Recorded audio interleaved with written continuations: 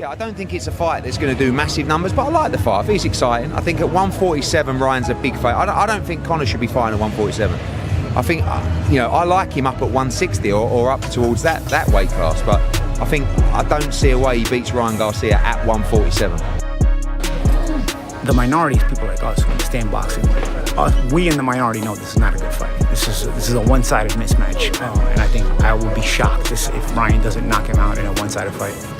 But then you have Ryan, who I see him very focused. I see him determined and ready, and I hear he's looking great.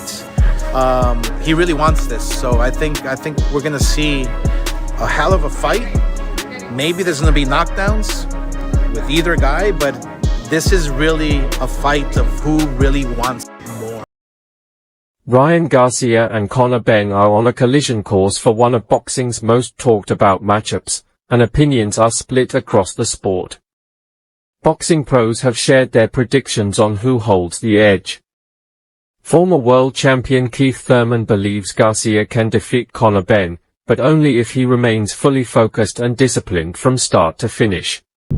See, once again, you got to understand what I just said. Yeah. These fighters are not reestablishing themselves. They're taking the money, they're happy that they made a name, but they're not reestablishing themselves as real champions. It's up to Ryan to show up to be a real champion and reestablish that name and not just live off the name that he previously has established. You see what I'm saying? Ryan has to take it serious. He has to want to. Josh Taylor shares his opinion on the fight between Conor Benn and Ryan Garcia. He says the matchup does not excite him from a sporting perspective, although he admits it is a huge commercial fight because both boxers are popular and attract large audiences. Taylor believes Ryan Garcia has the advantage in terms of boxing ability. According to him, Garcia is faster, sharper, and more experienced, which makes him the favorite.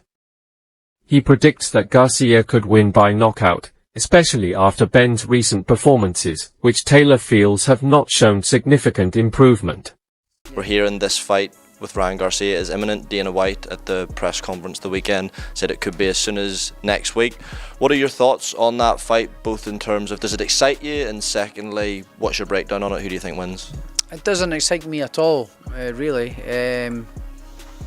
It's none other than a big fight. It's a big commercial fight. Ryan Garcia's huge commercially, so is Conor Benn. Boxing ability wise, I think Ryan Garcia probably knocks him out, unless everything's all good and all that,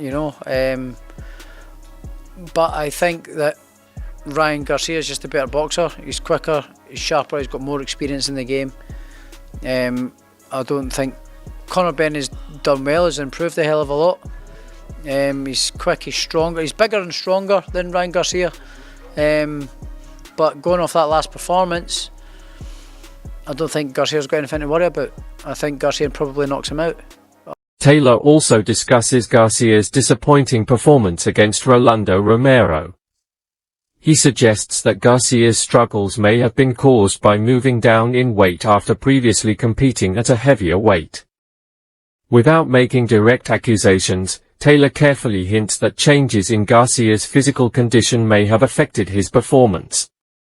He explains that losing muscle mass and adjusting to a lower weight can reduce a fighter's strength, stamina, and overall effectiveness in the ring.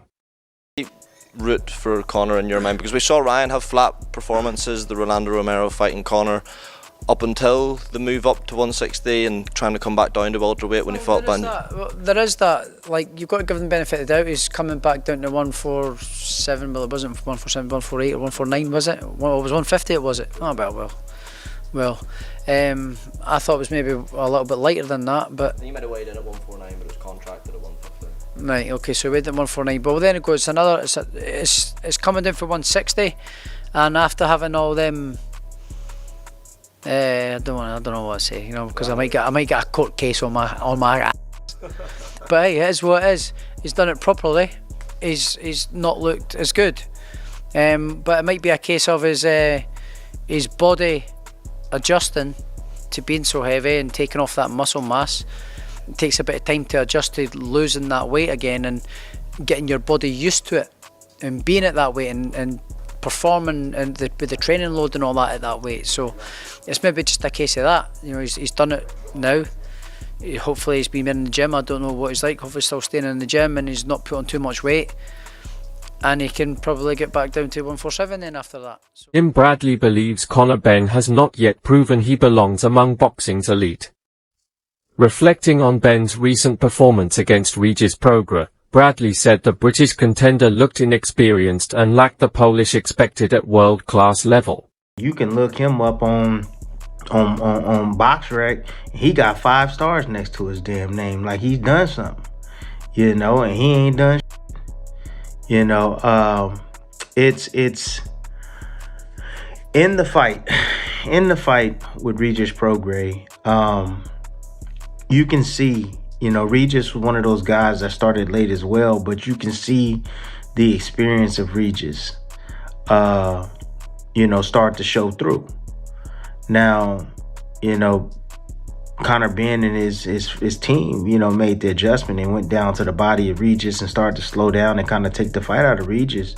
However, Regis was in the fight. You know, he was catching Conor Benn with some shit, you know, and it's just the inexperience and, you know, the low IQ of Conor Benn and not having enough experience to be at that. Bradley assessed Conor Benn's performance against Regis Prograis as a clear example of his limitations at the elite level.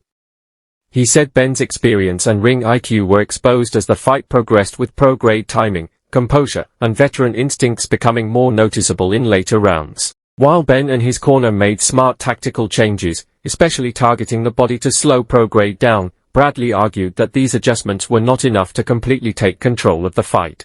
He had some pop, he had some pop, you know, ever since, you know, he stopped drinking that baby milk, whatever that was. He took fertility, whatever. They, you know, then they say there's something about some contaminated eggs or something like that, whatever the hell that is, you know. I mean, that makes sense now to me, you know, why he's taking that, you know. They say, well, he didn't mean to take it and all this.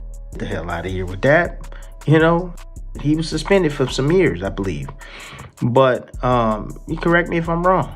But, you know, it was mainly like because he don't believe in himself. You know, anytime he steps up in a fight, you know, the dude is scared. He's scared to death. You know, I'm pretty sure he was scared in this fight. You know, because not only did he have to come down in weight, you know, and cut muscle. Yeah, he had to cut through muscle. Greg Hackett has backed Ryan Garcia to beat Conor Benn, believing the American holds the edge in several key areas. According to Hackett, Garcia's exceptional hand speed, precise timing, and dangerous counter-punching would create major problems for Benn throughout the fight. He feels Garcia's ring IQ and experience at the highest level would allow him to control the distance and capitalize on Benn's aggressive style. What you think of that fight if it happens now? I think it's a great fight. But I think if Ryan go out there looking like anything like his last fight, I think he'll stop Conor Benn. I don't think Conor Benn is defensive enough. I like his intensity level, but his defense don't really handle defense. And Ryan's speed gives anybody problems. And then he can punch too. So I think Ryan stopped Conor Benn on some real. I think all the 47-pounders are stopping. I think Brian Norman Jr. was stopping. I think Devin Haney was stopping. Whoever at 47, top, I think they're stopping. Is it the weight? Because he looked good against you, man. Yeah, I think it could be the weight, but also I think it's just his style. His style is not really that complicated. It's a simple style, and the things he do is simple. He jump in, jump out. You know what I mean? Jump in, jump out. It's like fighting a strong amateur. He's like, it's just. Eddie Hearn believes the fight will be a massive event, particularly in the United Kingdom. According to Hearn, Garcia's popularity extends far beyond the United States, and he has developed a strong fan base among British boxing supporters. Hearn noted that while Benn is already a major attraction in the UK, Garcia's star power, social media presence, and global profile would help elevate the fight into one of the biggest boxing events of the year. He even suggested that Garcia is a bigger star in the UK than Benn is in America, highlighting the American champion's widespread appeal. Hearn expects the matchup to generate huge interest from fans, media outlets, and broadcasters on both sides of the Atlantic. I think it's a good fight. You know, I don't think it's a big fight in America. I think it's a big fight in the UK. Obviously, Ryan's a big star in America, Conor's not. Ryan's a bigger star in the UK than Conor is. Eddie Hearn suggested Conor Benn is currently operating at roughly British-level competition, meaning he is strong domestically, but not yet proven at the elite world championship level. However, Hearn also stresses that Benn is improving quickly and developing with each fight. According to Hearn, Benn still has clear areas to refine before he can compete consistently with world champions, but his performances show steady progress in skill, conditioning, and ring IQ. He argues that critics should not judge him only on titles won so far because Benn is still evolving as a fighter and gaining experience against higher quality opponents. Do you know what, people have asked me that. I didn't really feel any emotion, if I'm honest. Look, I didn't want him to look that bad, honestly. Like, I'm not watching him going, oh, I hope he looks terrible. I want him to look well. I was a bit frustrated watching because I think he can be much better than that. I also think that down at that weight, I think he's got it in his head that he can make 47 and he can and he can make 47. But I don't think he's the same fighter when he's making 47, personally. But listen, he's had it off. I mean, mate. People are criticising him. Oh, he couldn't win a British title. He's not the best fighter in Essex. Look at what he's done. I mean, I would like to say that how I got him in that position was one of the greatest bits of work by any promoter ever to grace the work. And by the way, he put the work in. I will always say Conor Benn works very hard, but me, on my tombstone, just write on the thing, I want to say, great guy, you know, loving father, and what a job you did with Conor Benn. Oli Molen-Oji has dismissed the proposed Ryan Garcia vs Conor Benn fight as a poor matchup from a competitive standpoint, arguing that Benn has not shown the qualities of a true world-class contender. The former two-weight world champion said Benn's recent performances, particularly against Regis Prograde, lacked the level expected of an elite fighter. Molen-Oji believes Benn relies too heavily on trying to prove his punching power instead of boxing intelligently, which leaves him vulnerable against technically superior opponents. As a result, he strongly favors Garcia, predicting the WBC welterweight champion would stop Benn by knockout. In Molen-Oji's view, the fight is too one-sided, with Garcia's speed, skill, and experience making him a clear favorite. Guys are very popular, and I think that's why the fight gets made. You know, business is business, right? So you got two guys who are very popular. Conor is very popular in the UK. Ryan is popular in the US, but probably worldwide with his YouTuber audience, his streamer audience. So I do think that, you know, the fight makes sense from that perspective. I think you not make it, but as far as the kind of fight it's going to be a disappointment as a fight. I think it's a one-sided fight. I don't think Conor Benn is on that level. Call Ryan a YouTuber, call Ryan a streamer, call Ryan what you want. But when Ryan shows up focused, Ryan